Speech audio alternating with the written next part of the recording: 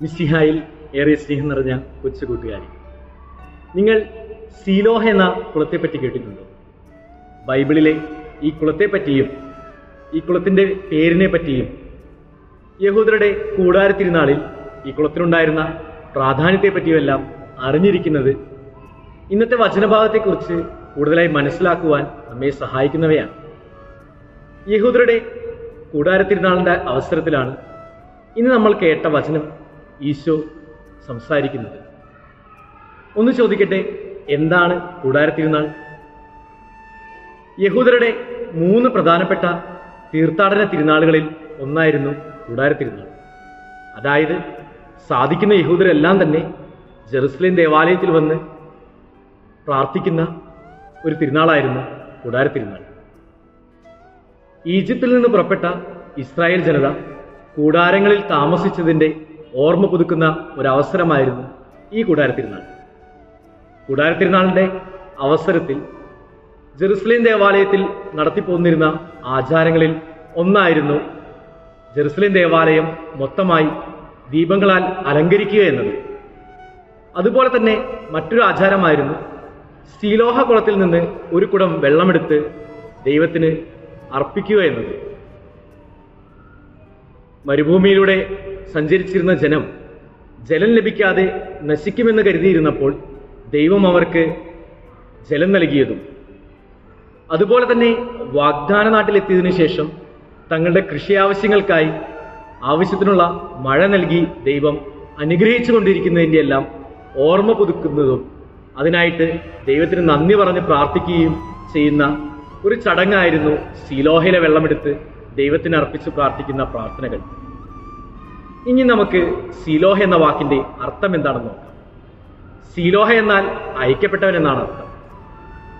സീലോഹയിലെ വെള്ളം ജനം നശിച്ചു പോവാതെ ദൈവം പരിപാലിച്ചതിൻ്റെ ഓർമ്മ പുതുക്കലാണെങ്കിൽ, ദൈവം അയച്ച, ദൈവത്താൽ അയക്കപ്പെട്ടവനായ ഈശോ നിത്യജീവൻ നൽകുന്ന, നിത്യജീവൻ പ്രദാനം ചെയ്യുന്നവനാണ് എന്ന് സുവിശേഷം നമ്മളെ ഓർമ്മപ്പെടുത്തുകയാണ്.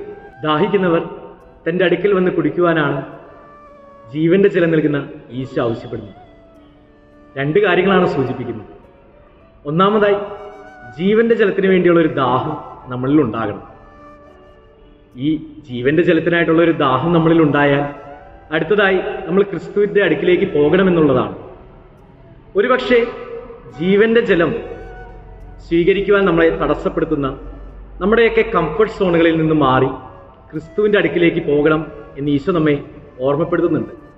ഇങ്ങനെ നമ്മൾ ക്രിസ്തുവിൻ്റെ അടുക്കിലേക്ക് ചെന്ന് ക്രിസ്തു നൽകുന്ന ജീവന്റെ ജലം കുടിച്ചു കഴിഞ്ഞാൽ ഈശോ നൽകുന്ന ഒരു പ്രോമിസ് ഉണ്ട്.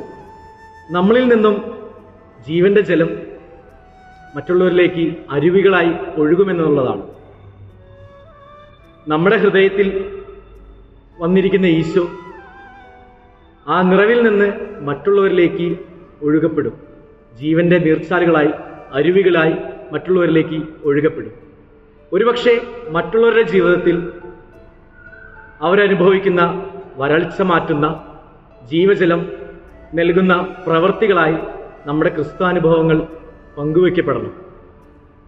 അവർക്കും ഈശോയെ അനുഭവിക്കുന്ന, ദൈവത്തെ അനുഭവിക്കുന്ന അവസരങ്ങളായിട്ട് ക്രിസ്തുവിൻ്റെ നിറവിൽ നിന്ന് ചെയ്യുന്ന, ജീവന്റെ ജലം സ്വീകരിച്ച് അതിൻ്റെ നിറവിൽ നിന്ന് പ്രവർത്തിക്കുന്ന നമ്മുടെ ഓരോരുത്തരുടെയും ചെറുതും വലുതുമായിട്ടുള്ള പ്രവൃത്തികൾ മാറാൻ ഇടവരണം.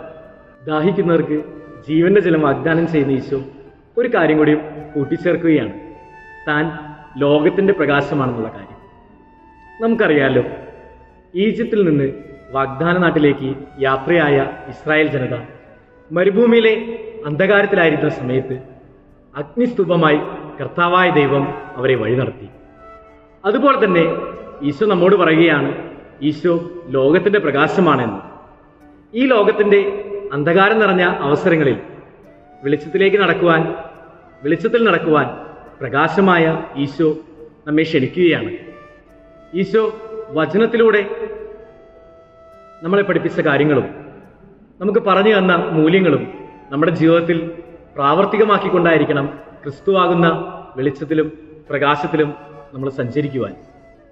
അതുപോലെ തന്നെ ഈ ഒരു പ്രകാശത്തിൽ നമ്മൾ ജീവിക്കുമ്പോൾ നമ്മുടെ ചുറ്റുമുള്ള നമ്മുടെ സുഹൃത്തുക്കളെയും കൂട്ടുകാരെയും എല്ലാം ഈ പ്രകാശത്തിലേക്ക് നമ്മൾ അടുപ്പിക്കുകയും കൂടി ചെയ്യുകയാണ്.